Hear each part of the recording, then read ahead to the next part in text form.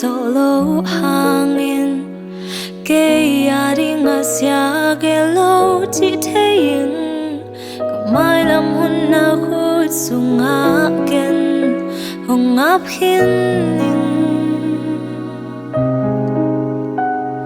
apanale atop na nang na hi na khem pu na khut sunga om chi ka thei na phal na om lowin bang ma ap yang om ke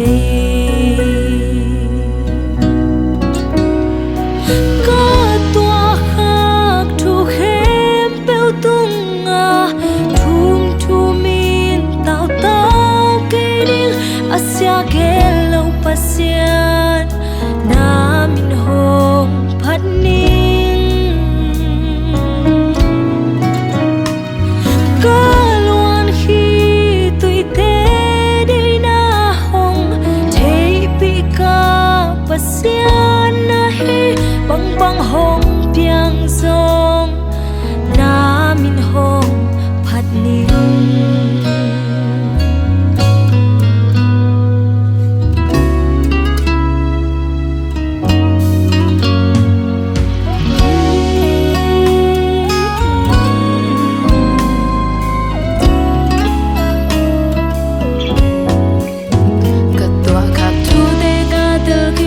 Solo hangin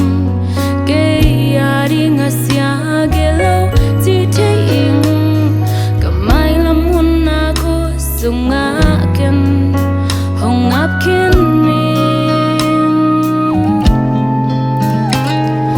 panale atop na nang na hi na khem bu na ko sunga om chi ka thei